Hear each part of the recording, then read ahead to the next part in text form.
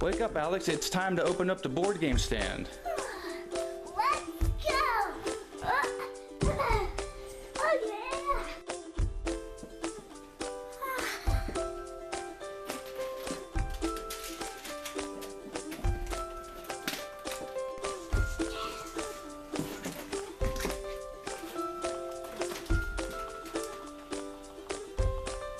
Hey everyone, welcome to Game Bar.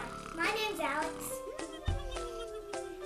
Oh, right. Oh, yeah, sorry about that. And my name is David, and welcome back to Alex's Board Game Stand, where we review children's board games. And today we're going to be taking a look at another Haba game titled Sleeping Princess. Now, it's centered and themed around the children's story, The Sleeping Princess and the Pea. Now, I haven't heard about this story until I got this game, but you've heard about this story, haven't you? Now, no worries, it's in the back of the book if you want to read it to your children or find out about it yourself. Basically, it's about a princess that is able to sleep on a lot of mattresses and then can touch a pea, and the prince thinks she's awesome for doing that and marries her or something like that. Yeah, it's something like that. But no worries, if you don't know the story, the idea is just great for a board game. And who better to tackle this game than Haba? You have very, very plush components, the mattresses and the pillows and blankets. And you, of course, do have the pea. Where'd the pea go? Oh, it's under here! Oh, it escaped under here. So you have all the components of the story, and you have a nice, simple dexterity game packed in this package. With that being said, let's show you how to play. Yeah. Oh yeah! Yeah, let's show you what comes in the box, too.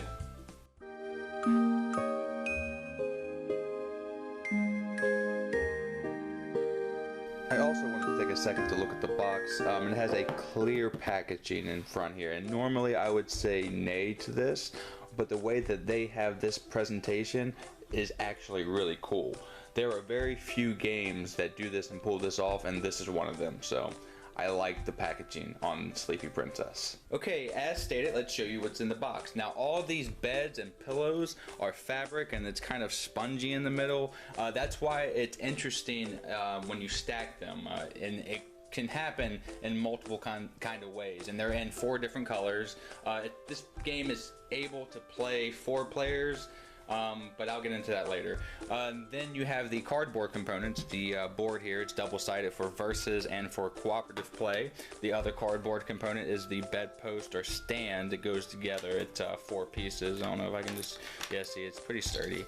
And then you have the wood components. The princess herself, a little bit of yarn here with her hair and arms and back and front. The pea itself, this is to scale quite a large pea. And then the dice, always a big chunky wood dice. Alright, now let's show you how to play. Okay, so me and Alex are going to be playing a cooperative game, but that's going to give you a flavor, and then you'll be able to play this and the competitive game. So you start with the bedpost assembled here, and then you grab the pea. Now this is why the game is a bit different. It's a dexterity game that's kind of wonky because this pea sticks out more than you would think, and you always start with a bed. So as you can see, it's a bit lopsided, and that's how you're going to be stacking it. So we start with the princess here up top. The youngest player goes first, and she'll be traveling around this board.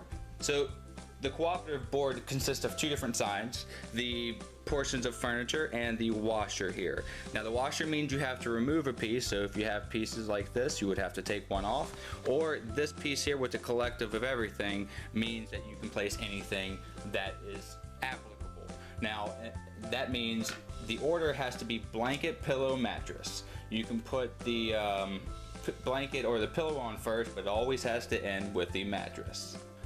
Alright, so this will continue going turn by turn, passing from player to player, and the goal is to stack all these pieces without them falling in the cooperative game to do what? Get invited where? To the party. Yeah, the princess's ball. And if you do that without it falling over once, you win the game. Woo, woo.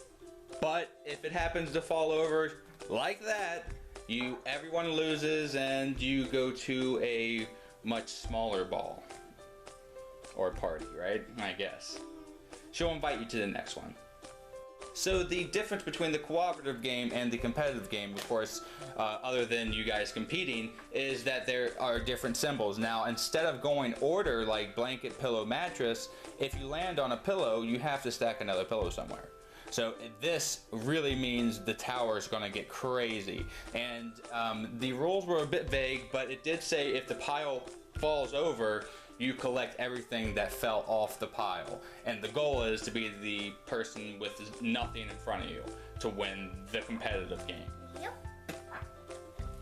You also, it wasn't clear, I guess you split up whatever pieces are available. So in a 2-player game in competitive, you'll split up 2 different colors. In a 3-player game, you'll get your own color, so everyone would just get like 3 pieces to start off.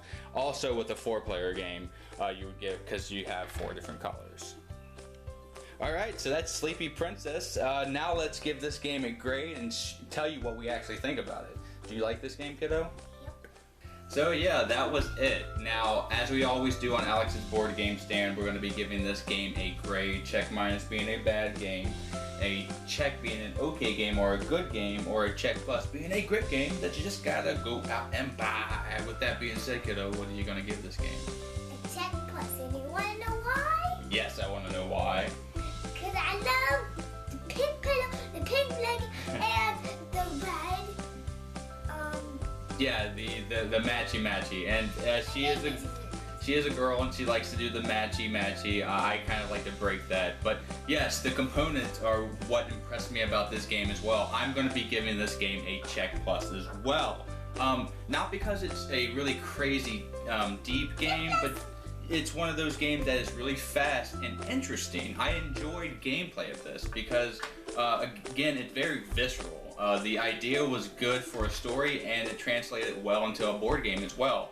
And the competitive game is, the tower gets really crazy, doesn't it? But this is a nice game that you can bust out with younger kids and show them a light dexterity game without like hurting them with a big bulky wooden game, and you can cooperate. So you don't have to do this competitive mode, though me and Alex do because she's a bit older.